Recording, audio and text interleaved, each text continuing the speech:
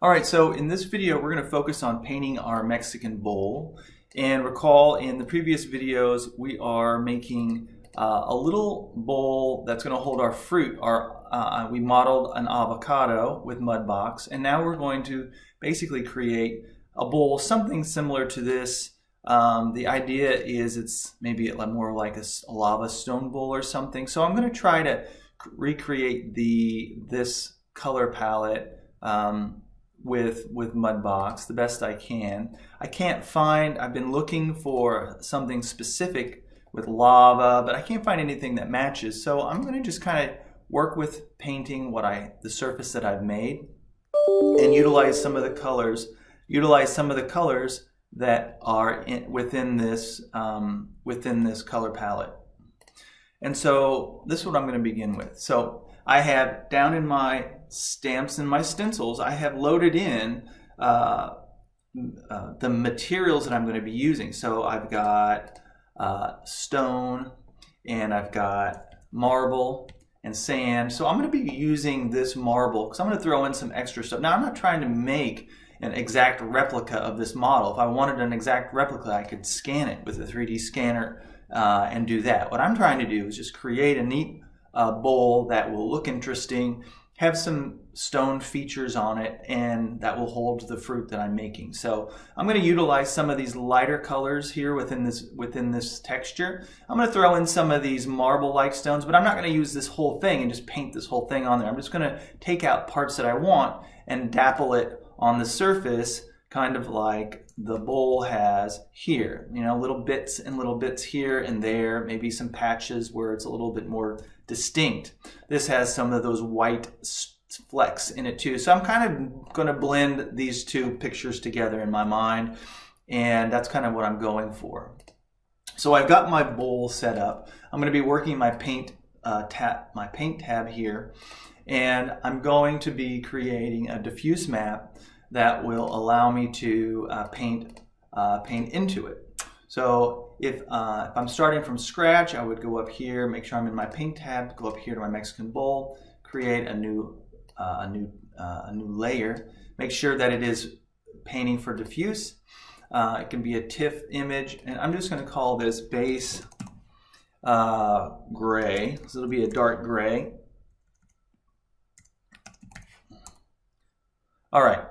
So what I'm going to be doing is when I look at this bowl, I need to have those features, kind of the darkest features. So I'm going to just go ahead and paint in the darkest features, and then I'll paint above that. So if you look at these surfaces, you know, the darkest gray are down in those pits and valleys, and then what I want to do is kind of paint on top of that to give it a little bit more, some more interesting color. So what I'm going to do is I'm going to go to my paintbrush, and I'm going to go to my colors, and I'm going to take the darkest gray that I can from here, darken here, and I'm going to select that color, or I could just kind of choose one of these up here, something not black but something dark. And if I can flood that surface, then I get kind of a dark. And that's a little darker than I want. So I'm going to back that off. Now if I wanted to, I could go up and I could back it off here if I wanted, and that kind of blends it together, but it's not really the level of gray that I'm looking for. So I'm going to go back,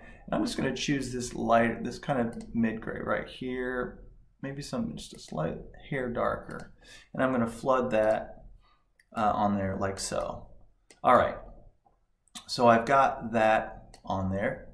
Now I'm going to make a new layer, and I'm going to call this kind of my lighter gray. And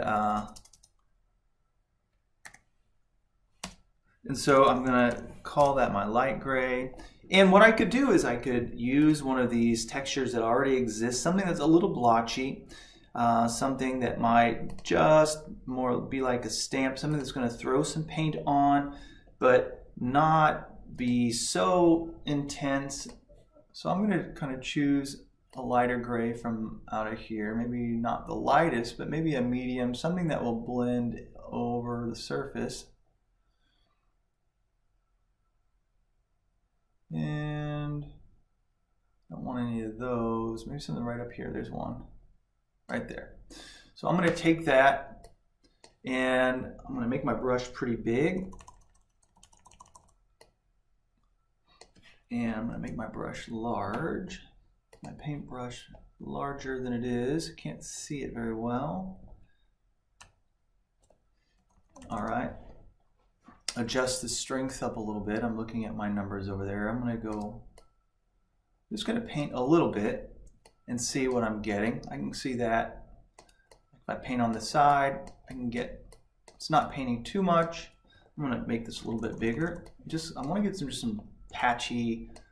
I'm going to increase my strength a little bit. I might go up to about 50 to see what I get. If I paint at 50, there we go. That gives me some nice, I'm not looking to, and this is a big brush, so I'm getting some big blotchiness. I'll be painting over this leg here. I've got my spacing set up a little bit so I don't throw stuff too close together. I'm going to throw some more along the edge here, maybe right along this edge. All right, that gives me just a little bit of color difference there. And I'm going to make another layer, and I'm going to use this. This will be my light brown.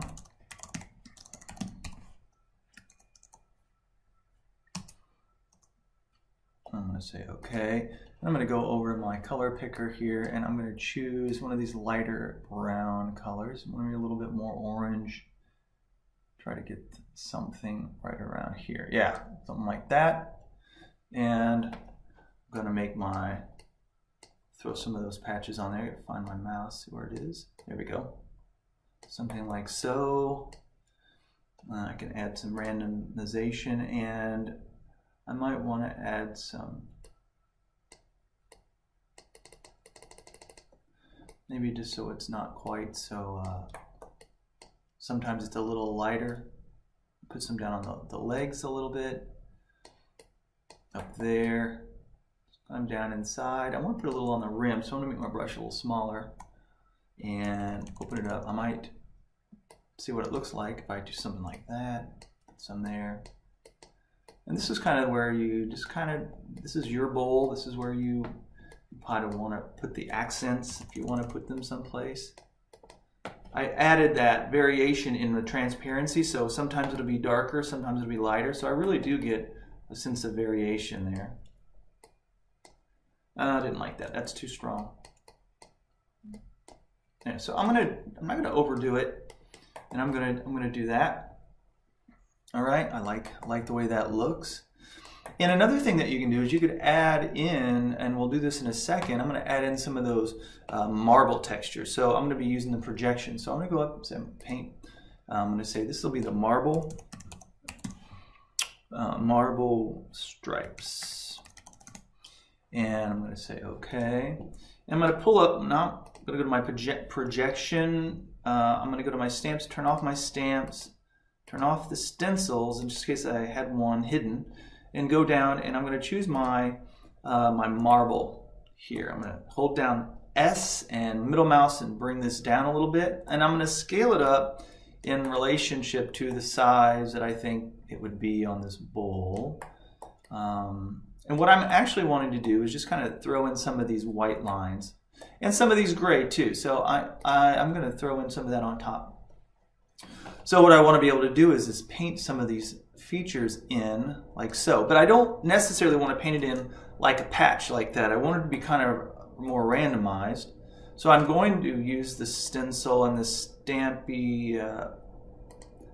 So I want to try to combine both the stamp so that I'm not putting in exactly a round spot. So there's a dark spot with some stripes on it. And I'll move my bowl around, hit Q to bring back my image, and hold down S, and I want the lines to be vertical. Hold down S and middle mouse to move it over to a different spot. So I might want to put in some of these little markings right there, maybe along the edge. Turn it around a little bit, maybe move it over here, get a different spot. Up here has some nice light things. I might throw some of those across the surface here. and maybe some there.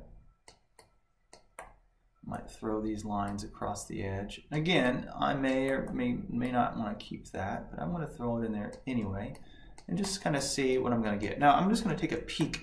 Now what I'm getting is kind of a spotty mixture, but what I'm going to do is go to my blend modes, and I'm going to go to overlay, and what I want to be able to do is kind of see how that pushes and blends that together. And I'm going to say, if I said multiply, I actually like pen light. Pen light does a nice job of blending them together a little bit. So I get some of those markings. There's one, there's some in there. It makes it pretty subtle. It actually starts to look kind of pretty, where it takes away that big black mesh, but I still get some of those subtle. I'm going to see if I can do a little bit more.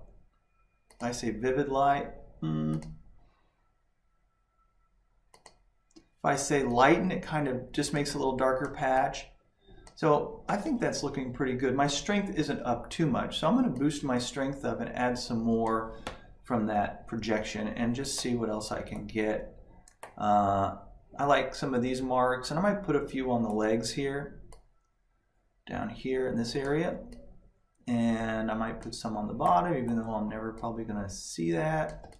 But just some variations. Put some across the edge here, maybe some markings like so.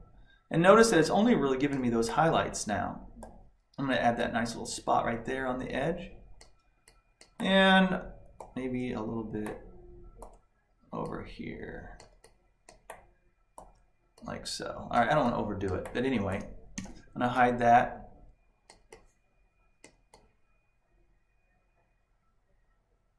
I might go back to my light brown layer and bring it down a little bit, maybe tone it down a little so it's not so much just, or I might also try to multiply those colors in and see what else I get. Maybe I like it darker like that. So the idea is experiment with what you have here. Don't just take everything for granted, like that's not all you get. There's some magic that you can do when you work with these. See, I actually like that a little bit. It's got kind of that bright that brighter tone that I'm looking for, or I'm hoping for.